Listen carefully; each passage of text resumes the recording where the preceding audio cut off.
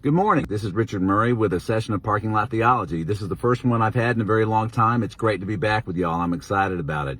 And I want to talk to you today about something called divine accommodation. I posted a couple of weeks ago that I was excited about this concept. It's something that the early church fathers taught, and it really will help us understand and get past Old Testament roadblocks. You know, the passages that seem to talk about God requiring killing and sacrifices and violence and baby killing and rape commanding. Yes, there are passages in the Old Testament where God is quoted as commanding and causing rape of the enemies of Israel. And plague sending, and the Lord delighting to send marvelous plagues our way. Well, let me just tell you, there's no way that's correct. All right, Jesus taught us better. He showed us better. He illuminated us better. But yet we still remain, some people are still troubled. But why does the Old Testament say that? Well, because of divine accommodation. All right, this will help you work through a lot of these issues as to why the Old Testament at times it provides us an image clash with the New Testament. You don't see Jesus commanding and causing rape. You don't see Jesus making anyone sick by laying hands on them and saying, here, catch some disease. This will teach you humility. I'm marvelously happy to send you this plague. Of course, that's ridiculous. It's utterly ridiculous. And the fact that some people don't jump at that notion as being utterly ridiculous shows why we need divine accommodation to begin with. So let me tell you what it is.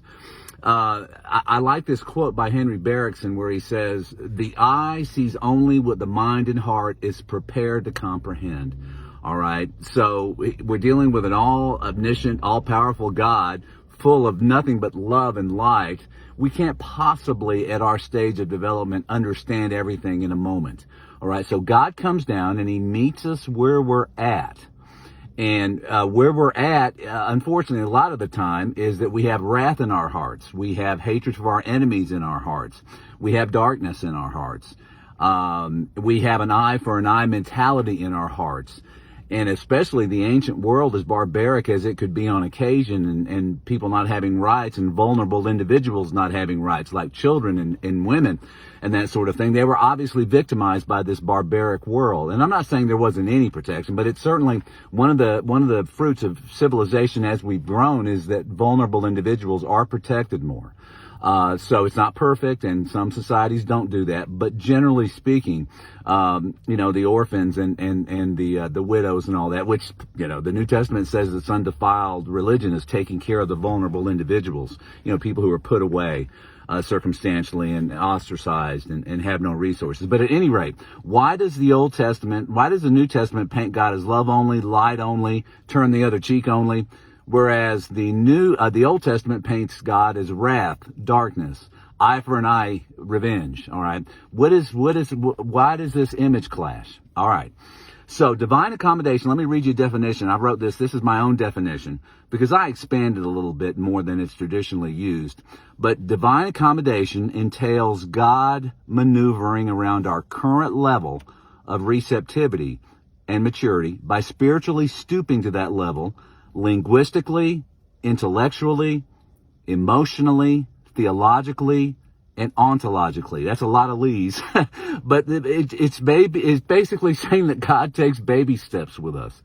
Jesus at one point told the disciples, you can't bear more. I have so much more to tell you, but you couldn't bear it.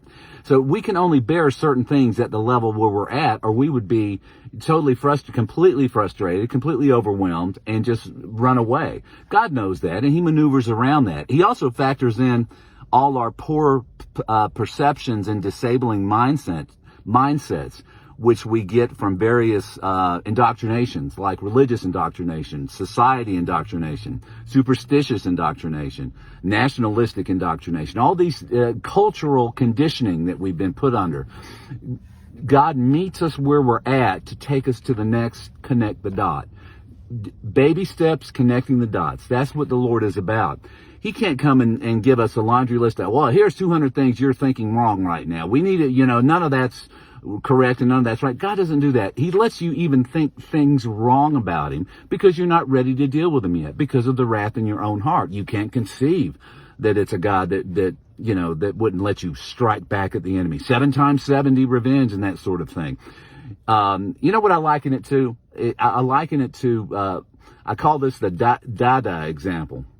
when a child is born and a child obviously gets up to be an infant stage, the first thing he knows is his mother, obviously, the mother's breast, and the mother, that's what the mother, but he can't differentiate other people, and then, as the child gets to be an infant, then the child starts differentiating it. And I've had 7 kids, and I know that, a lot of times, they would call all men dada, in the beginning, because they didn't know better. Dada, mama was first, there was just mama, then there was dada. And then they were able, as they grew developmentally, to start to learn other names, brother, whatever nickname for brother, and sister, and that sort of thing. So it's a process of differentiation. The Old Testament saints had an undifferentiated view of God, and I've often called that the glop.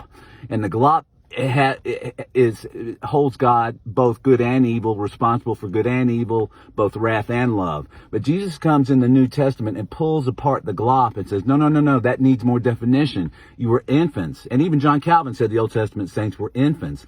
Paul said it in Galatians. They needed a tutor. They were infants. They didn't understand because of their cultural conditioning and because Jesus hadn't been incarnated at that point, and they didn't know what we know. But even we continue to need it. So an example of accommodation would be, in the Old Testament, they weren't going to do away with blood sacrifices because of all the violence and the blood and the appeasement issues that ancient societies had, but they did away with idols. They called out idolatry. Then in the New Testament, they do away with sacrifices.